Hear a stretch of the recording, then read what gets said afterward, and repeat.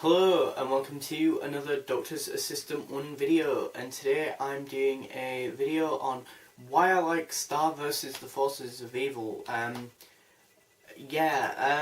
Well, I like it because it's just such a bombastic, full of energy, sort of very positive show. It's very much like I'd probably say it's as close as Steven Universe as you're gonna get on Disney. It's animated, so it's not like one of the terrible, abysmal live action things they do on their channel, on their networky channel thing, whatever you want to call it, depending on where you live in the world. But I think Star vs. Forces of Evil, I think it's so bombastic, and it's a rarity where. It's a rarity to get a female main character, which is a bit odd. It's rare to get that in animation. It's kind of more commonly associated with live action, I think, but that's because that is for the masses, and I think as well, it's a thing that, as I say, like more, as well, I think live action is very much considered a thing that teens and adults like and are more associated with, whereas animation is very much associated with kids. And to be fair, kids don't really see, or until they get taught about the sort of gender stuff and differences and that by their parents, or they're influenced by their environmental things. I think kids very much just see things as things, just stuff as its own thing. They don't label everything, because they, as a young kid, or as a depending on how old you are, you don't know the names of everything. That's why when you're young you ask so many questions, because you need to know these answers and stuff. So yeah, so Star vs. Forces of Evil, as I say, it has a female main character, but I'd say the main two characters are Star and Marco, and they're both they're female and male. And then again, the thing that I do like about Star is also she's from an alien planet called Muni, and so she is female, but to be honest, I don't know, like, she isn't written like a proper girly girl, but by the same token, she's not written in that sort of way where it's like, this is a progressive female character, she's just sort of female and there, or like a femaleness is sort of just there, but it's never a hindrance or a thing that needs to be at the point of focus. You're not being slapped with psh, psh, psh, psh, this character's female, psh, you will know that, psh, this is female, psh, you will like that, psh, because she's female. You're not beating around the head with the fact that she's female. She is just an awesome character that just so happens to be female, and as I say, like, I think she's very much similar to Marco in a lot of respects. I think she is, ironically, I won't say stupid, but I'd say more sort of free-spirited and a bit more wild and a bit more creative and chaotic. Like, yeah, she's like an art student and Marco's like a maths nerd,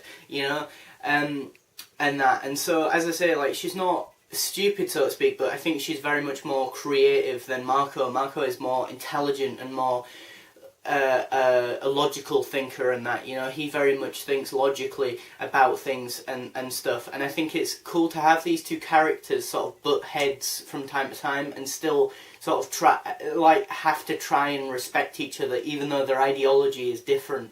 For example, as I say, Star is very much a wild character and very bombastic and live, and Marco is more logical, straight, not narrow-minded, but straight down the middle, sort of black and white, and so he gets infuriated by how Star sees things, and vice versa. Star gets annoyed about Marco and how he perceives things.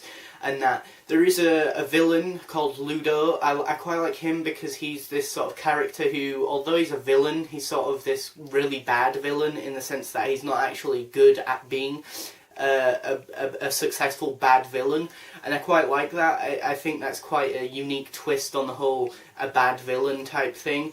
And there are a lot of vibrant, different villainous character like people as well, like his henchmen and that, and it just sort of plays with a lot of different stereotypes, well, not stereotypes, but archetypes of stuff in pop culture and things like in film and TV, and sort of just puts its own sort of spin on it, really, you know. I found it kind of odd, personally, on a personal level, that the animator, or the main person behind this, I'm not saying this is odd, the fact that she's female, but the fact that she's in a minority. To be honest, I thought there was an equal balance of both male and female animators, but clearly I'm in the wrong, and that I just assumed, as I say, there was a mixture, an equal and happy mixture, but I think there's more male animators than females, which is a bit odd in my mind anyway. But yeah, she's a really good animator. I do like the animation of Star vs. the Forces of Evil, even if my brother disagrees and says that it looks like a show that's not made that well. But to be fair, the reason why they don't actually make that many episodes, or there's just repeats of the same episodes a lot, is because they haven't, they haven't got the time, or they take the time to make them. You know, it takes a long time to do everything, you know, sketch every panel out, and that storyboarding is what they refer to it as in the industry. But yeah, I like as I say, it's very much character based. I think my major gripe that I can think of off the top of my head with this show is the fact that Star has this like magical wand, and it does feel like quite a lot of the time like a Deus Ex Machina tool, you know, just, oh, there's this sort of story needs to be wrapped up, and there's a bad guy, pow, I'll just sort of shoot him with this, you know, the walrus blast, you know, tornado blast or whatever, you know. So it does feel like a bit of Deus Ex Machina tool, but to be fair, if you really like watch the show from the beginning, and that, you will kind of get that it's part of her. You know, I think it's an extension of who Star is. It's like a sword to a person who wields the sword. It's an extension of their arm essentially, and the wand is that to Star. So, but I can kind of see where people would be coming from if they watched 2 or 3 episodes and were kind of like, I like it, but this, you know, element of it is a bit naff because it feels like a Deus Ex Machina tool.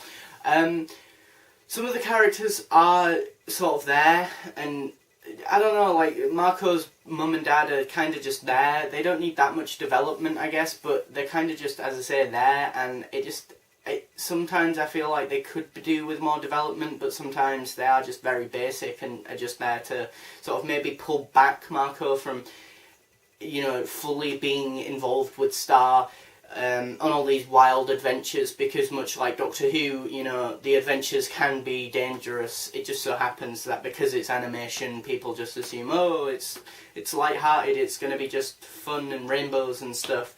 And actually, sometimes this can be not dark per se. I won't go so far to say it's been ever massively dark, but I would say it's been intense, or more intense than you would expect when just looking at Star vs. the Forces of Evil images on Google Images, for example. You know, I think again, it's very much outwardly it looks fine and innocent. I won't go so far to say, as I said a minute ago, I won't go so far to say that it's massively dark, but it is more intense than you would expect. You know, you would expect every episode to just be light-hearted and fun and nothing really happen, but there are times where the characters go through, you know, loss, you know, different emotions, you know, anger, realization about the fact that they're not making any progression with this girl they like, or you know, annoyance / jealousy type thing about the fact that Star's got this boyfriend,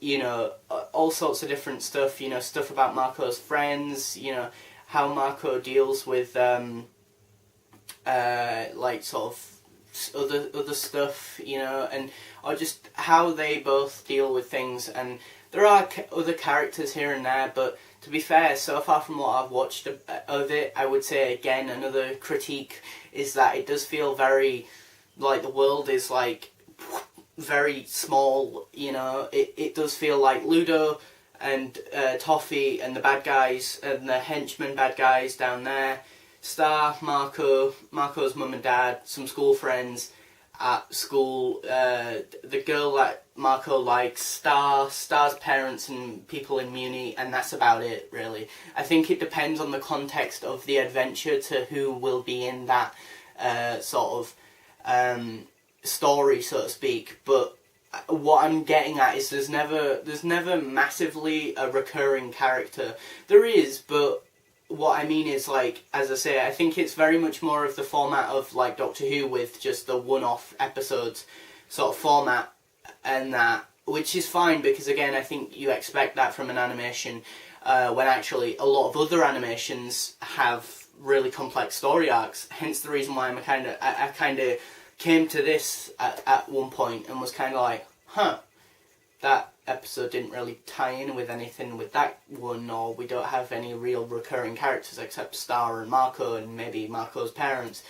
But now we're introduced to his friends for the first time, or Jackie Lynn, I think it's Jackie Lynn, or Jackie, who's this, as I say, girl that Marco likes, for the first time. But, you know, they weren't in the previous one and that. Whereas, say, Steven Universe, Adventure Time, regular show even, has, you know, these recurring themes from time to time. Oh, no, forget regular show. Adventure Time, Steven Universe and Gravity Falls have, you know, recurring story arcs and a theme and a sort of plotted out, you know, throughout the course of the whole show. Whereas this, as I say, feels very much like, you know, creatively just sort of focusing all your time and energy on just that one episode, and then doing that again with this one, and then this one, and then this one, and then you see the whole picture, but it might not make coherent sense, which isn't a bad thing. It's just down to personal preference. So yeah, thanks for watching. Comment, rate and subscribe, and please do, if you like this show, comment below. Thanks for watching. Bye.